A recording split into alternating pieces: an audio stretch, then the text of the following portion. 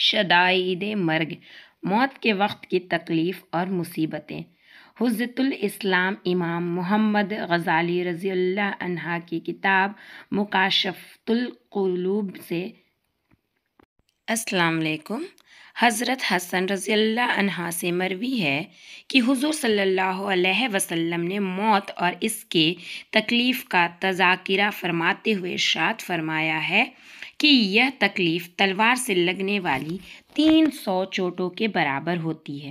حضور صلی اللہ علیہ وسلم سے موت کی شدت کے متعلق پوچھا گیا تو آپ نے ارشاد فرمایا کہ آسان ترین موت اون میں کانٹے دار ٹہنی کی طرح ہے۔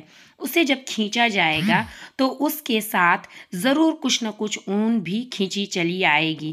حضور صلی اللہ علیہ وسلم ایک مریض کے پاس تشریف لائے اور فرمائے، میں جانتا ہوں کہ وہ کس حال میں ہے اور پسینے اسے کس لیے آ رہے ہیں۔ درد و الم موت کی شدت و حدت کی وجہ سے ہے۔ حضرت علی رضی اللہ عنہ لوگوں کی جہاد پر ابھارتے اور فرماتے کہ اگر تم جہاد میں شمولیت اختیار نہ کرو گے تب بھی مرنا ضرور ہے۔ باخدا مجھے تلواروں کی 1000 بار بستر پر مرنے سے زیادہ آسان نظر آتے ہیں۔ امام اوزاعی رحمۃ اللہ علیہ کا قول ہے، ہمارے علم میں یہ بات آئی ہے کہ مردہ قبر سے اٹھنے کے وقت تک موت کی تلخی محسوس کرتا رہے گا۔ بعض شدائد مرگ کی تفصیل۔ حضرت شہاد بن اوس رحمۃ اللہ علیہ کا قول ہے کہ موت مومن کے لیے دنیا اور آخرت کے خوفوں میں سب سے زیادہ حوصلہ شکن خوف ہے۔ وہ آریوں سے چر جانے، قینچیوں میں اعضاء کاٹ دیے جانے اور دیگوں میں ابلنے سے بھی زیادہ سخت ہے۔ اگر کوئی مردہ زندہ ہو کر دنیا والوں کو موت کی تلخی کی خبر دے دے تو وہ زندگی کے لطف کو بھول جائیں اور کبھی آرام کی نیند نہ سوئیں۔ زید بن اسلم رحمۃ اللہ علیہ اپنے باپ سے روایت کرتے ہیں کہ جب مومن کسی اپنے عمل کی وجہ سے کسی درجے کو نہیں پا سکتا ہے تو موت کے وقت اسے سکرات اور اس کے دکھ سے واسطہ پڑتا ہے تاکہ وہ اس طرح جنت کے اس آخری درجے کو بھی حاصل کرے جسے وہ اعمال سے حاصل نہیں کر سکا۔ اگر کسی کافر کے کچھ اچھے اعمال ہوتے ہیں اور دنیا میں اسے اس کا بدلہ حاصل نہیں ہو سکا ہے تو اس پر موت کی شدت کو ہلکا کر دیا جاتا ہے تاکہ وہ ان اچھے کاموں کا بدلہ پالے اور مرنے کے بعد سیدھا جہنم میں جائے۔ ایک صاحب اکثر مریضوں سے موت کی شدت کے متعلق گفتگو کیا کرتے تھے۔ جب وہ خود مرض الموت میں مبتلا ہوئے تو لوگوں نے ان سے موت کی شدت کے بارے میں سوال کیا۔ وہ کہنے لگا، ایسا محسوس ہوتا ہے جیسے آسمان زمین مل گئے ہیں اور میری روح سوئی کے ناکے سے نکل رہی ہے۔ فرمان نبوی ہے کہ مرگ مفازت مومن کے لیے راحت اور گناہگار کے لیے باعث زحمت ہے۔ حضرت مکحول رحمۃ اللہ علیہ سے مروی ہے، حضور صلی اللہ علیہ وسلم نے فرمایا، اگر میت کے بالوں میں سے ایک بال زمین و آسمان میں رہنے والوں پر رکھ دیا جائے تو سب اللہ تعالیٰ کے اذن سے مر جائیں، کیونکہ میت کے ہر ایک بال میں موت ہوتی ہے اور موت جب کسی چیز پر طاری ہوتی ہے تو وہ چیز فنا ہو جاتی ہے۔ مروی ہے کہ اگر موت کے درد کا ایک قطرہ دنیا کے پہاڑوں پر رکھ دیا جائے تو سب پہاڑ پگھل جائیں گے۔ انبیاء علیہ السلام پر موت بہت آسان کر دی جاتی ہے۔ مروی ہے کہ جب حضرت ابراہیم علیہ السلام کا انتقال ہوا تو اللہ تعالیٰ نے فرمایا، اے میرے خلیل، تم نے موت کو کیسا پایا؟ انہوں نے عرض کیا کہ جیسے سیخ کو گیلی اون میں ڈال کر کھینچا جائے۔ رب تعالیٰ نے فرمایا، ہم نے تمہارے لیے موت کو بہت آسان کر دیا ہے۔ مروی ہے کہ حضرت موسیٰ علیہ السلام کی روح بارگاہ رب العزت میں حاضر ہوئی تو رب ذلیل نے فرمایا، موسیٰ تم نے موت کو کیسا پایا؟ حضرت موسیٰ علیہ السلام نے عرض کیا، جیسے چڑیا جال میں پھنس جاتی ہے اور وہ مرتی نہیں بلکہ آزائش طلب کرتی ہے اور نہ رہائی پاتی ہے اور نہ ہی اڑ پاتی ہے۔ یہ بھی مروی ہے کہ انہوں نے کہا، میں نے ایسا درد محسوس کیا جیسے زندہ بکری کی قصاب کھال اتار رہا ہو۔ مروی ہے کہ موت کے وقت حضور صلی اللہ علیہ وسلم کے قریب پانی کا پیالہ رکھا تھا، آپ اس میں دست عطر ڈبو کر پیشانی پر ملتے اور فرماتے اے اللہ مجھ پر موت کی سختیوں کو آسان فرما۔ اور حضرت خاتون جنت رضی اللہ عنہا کھڑی رو رہی تھیں، ہائے میرے ابا کی تکلیف، اور آپ صلی اللہ علیہ وسلم فرما رہے تھے کہ تیرے باپ پر آج کے بعد کوئی دکھ وارد نہیں ہوگا۔ حضرت عمر رضی اللہ عنہ نے حضرت کعب رضی اللہ عنہ سے کہا ہمیں موت کی شدت کے متعلق بتاؤ۔ حضرت کعب رضی اللہ عنہ نے کہا امیر المومنین، موت ایسی ٹہنی کی طرح ہے جس میں بہت زیادہ کانٹے ہو اور وہ انسان کے جسم میں داخل ہو گئی ہو اور اس کے ہر کانٹے میں ہر رگ میں جگہ پکڑ لی ہو، پھر اسے ایک آدمی انتہائی سختی سے کھینچے تو کچھ باہر آ جائے اور باقی جسم میں باقی رہ جائے۔ فرمان نبی صلی اللہ علیہ وسلم ہے کہ بندہ موت کی سختیوں کو بیماری سمجھ کر ان کا علاج کرتا ہے، مگر اس کے جسم کے اعضاء ایک دوسرے سے ودا ہوتے ہیں اور کہتے ہیں کہ تجھ پر سلام ہو، اب ہم قیامت تک کے لیے ایک دوسرے سے جدا ہو رہے ہیں۔ مذکور بالا احوال ان قدوس ہستیوں کے تھے جو اللہ تعالیٰ کے دوست اور محبوب ہیں۔ ہم جو گناہوں سے آلودہ ہیں ہماری کیا حالت ہوگی؟ ہمارے لیے موت کی سختیوں کے علاوہ اور بھی آفتیں ہیں۔ موت کی 3 مصیبتیں ہوتی ہیں۔ موت کی 3 مصیبتیں ہوتی ہیں۔ پہلی نزع کی تکلیف جو ابھی مذکور ہو چکی ہے، دوسری عزرائیل کی صورت کا مشاہدہ اور اسے دیکھ کر دل میں انتہائی خوف دہشت کا پیدا ہونا۔ اگر بے پناہ ہمت والا آدمی بھی ملک الموت کی اس صورت کو دیکھ لے جو وہ فاسق و فاجر کی موت کے وقت لے کر آتے ہیں تو اسے تاب تحمل نہ رہے۔ مروی ہے کہ حضرت ابراہیم نے ملک الموت سے کہا کیا تم مجھے اپنی وہ صورت دکھا سکتے ہو جس میں تم گنہگار کی روح قبض کرنے آتے ہو؟ ملک الموت بولے آپ میں دیکھنے کی تاب نہیں ہے۔ آپ نے فرمایا میں دیکھ لوں گا۔ چنانچہ ملک الموت نے کہا تھوڑی سی دیر دوسری طرف توجہ کیجیے۔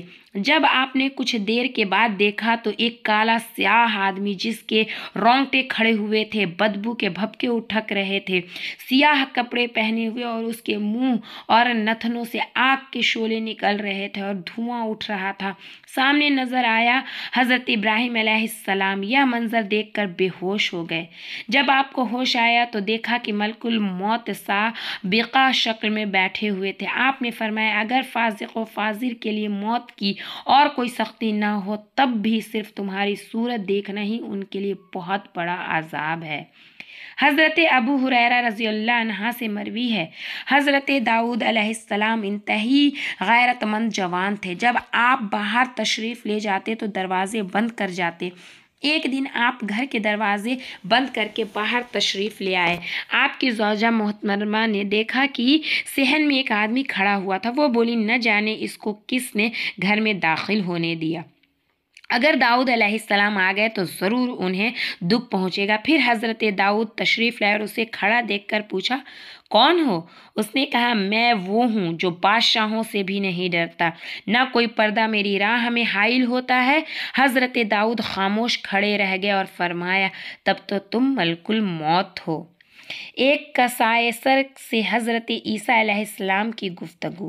مروی ہے کہ حضرت عیسیٰ علیہ السلام کا ایک انسانی کھوپڑی کے قریب سے گزرا ہوا، آپ نے اسے پاؤں سے ٹھوک دیا اور فرمایا با حکم خدا مجھ سے بات کر۔ کھوپڑی بولی اے روح اللہ، میں فلاں فلاں زمانے کا بادشاہ تھا، ایک مرتبہ میں اپنے ملک میں تاج سر پر رکھے لشکر کے گھیرے میں تخت پر بیٹھا ہوا تھا، اچانک ملک الموت میرے سامنے آ گئے جسے دیکھ کر میرا ہر عجب معطل ہو گیا اور میری روح پرواز کر گئی۔ پس اس اجتماع میں کیا رکھا تھا؟ جدائی تو سامنے کھڑی تھی اور اس انس و محبت میں کیا تھا؟ وحشت ہی وحشت اور تنہائی ہی تنہائی تھی۔ یہ دھوکہ ہے جو نافرمانوں نے ڈال دیا تو اطاعت مندوں کے لیے نصیحت ہے۔ یہ وہ آفت ہے جسے ہر گنہگار اور فرما بدار دیکھتا ہے۔ انبیاء کرام نے موت کے وقت صرف نزع کی سختی کو بیان فرمایا، اس خوف و دہشت کا تذکرہ نہیں کیا جو ملک الموت کی صورت دیکھنے والے انسان پر طاری ہوتی ہے۔ اگر ملک الموت کی صورت کو کوئی رات کے خواب میں دیکھ لے تو اسے بقیہ زندگی بسر کرنا اجیرن ہو جائے، جبکہ اسے موت کی سختی کے وقت ایسی ہیبت ناک شکل میں دیکھے۔ اللہ تعالیٰ نے فرما بردار اور نیک لوگ ملک الموت کو انتہائی حسین و جمیل شکل میں دیکھتے ہیں۔ چنانچہ حضرت اکرام حضرت ابن عباس رضی اللہ عنہ سے روایت کرتے ہیں کہ حضرت ابراہیم علیہ السلام بہت غیرت مند انسان تھے۔ آپ ایک عبادت خانہ تھے، جب آپ باہر جاتے اسے بند کر دیتے۔ ایک دن باہر سے تشریف لائے تو دیکھا کہ عبادت خانے میں ایک آدمی کھڑا ہے۔ آپ نے پوچھا تم کس نے میرے گھر میں داخل کیا؟ وہ بولا اس کے مالک نے۔ آپ نے فرمایا اس کا مالک تو میں ہوں۔ اس نے کہا مجھے اس نے داخل کیا جو اس مکان کا آپ سے اور مجھ سے زیادہ مالک ہے۔ آپ نے پوچھا کیا تم فرشتوں میں سے ہو؟ وہ بولا ہاں میں ملک الموت ہوں۔ آپ نے فرمایا کیا تم مجھے اپنی وہ صورت دکھلا سکتے ہو جس شکل میں تم مومنوں کی روح کو قبض کرتے ہو؟ ملک الموت نے کہا ہاں۔ آپ ذرا دوسری طرف توجہ کیجیے۔ چند لمحے دوسری طرف متوجہ ہونے کے بعد آپ نے دوبارہ اس کی طرف دیکھا تو انہیں ایک حسین و جمیل جوان نظر آیا جس کے چہرے پر نور برس رہا تھا، لباس انتہائی پاکیزہ پہنے اور اس سے خوشبو کی لپٹیں اٹھ رہی تھی۔ آپ نے یہ منظر دیکھ کر فرمایا اے اسرائیل، اگر مومن کو موت کے وقت اور کوئی انعام نہ ملے، صرف تمہاری صورت ہی دیکھنے کو مل جائے تو یہی کافی ہے اور بہت بڑا انعام ہے۔ محافظ فرشتوں کا مشاہدہ۔ موت کے وقت ایک مصیبت محافظ فرشتوں کا مشاہدہ ہے۔ حضرت وہیب رحمۃ اللہ علیہ سے مروی ہے کہ ہمیں یہ خبر ملی ہے کہ جب کوئی آدمی مرتا ہے تو وہ مرنے سے پہلے نام اعمال لکھنے والے فرشتوں کا مشاہدہ کرتا ہے۔ اگر وہ آدمی نیک ہوتا ہے تو وہ کہتے ہیں کہ اللہ تعالیٰ تجھے ہماری طرف سے جزائے خیر دے، تو نے ہمیں بہت سی بہترین مجالس میں بٹھلایا اور بہت ہی نیک کام لکھنے کو دیے ہیں۔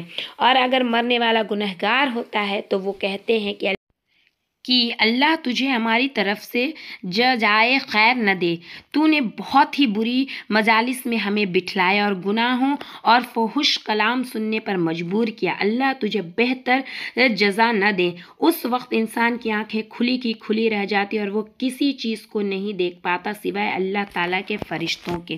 تیسری آفت گنہگاروں کا جہنم میں اپنے ٹھکانے کو دیکھنا اور وہاں جانے سے پہلے ہی انتہائی خوف زدہ ہو جانا۔ اس وقت وہ نزد کے عالم میں ہوتا ہے، اس کے اعضائے بدن ڈھیلے پڑ جاتے ہیں اور اس کی روح نکلنے کو تیار ہوتی ہے، مگر وہ ملک الموت کی آواز کے بغیر نہیں نکل سکتی۔ یا تو یہ کہ یہ اے دشمن خدا تجھے جہنم کی بشارت ہو، یا پھر یہ کہ اے اللہ کے دوست تجھے جنت کی بشارت ہو۔ اس لیے عقل مند موت کے وقت سے بہت خوف زدہ رہتے ہیں۔ نبی اکرم صلی اللہ علیہ وسلم کا فرمان ہے کہ تم میں سے کوئی شخص بھی اس وقت تک دنیا سے نہیں نکلتا جب تک کہ اپنا ٹھکانہ، خواہ وہ جنت میں ہو یا جہنم میں ہو، دیکھ نہ لے۔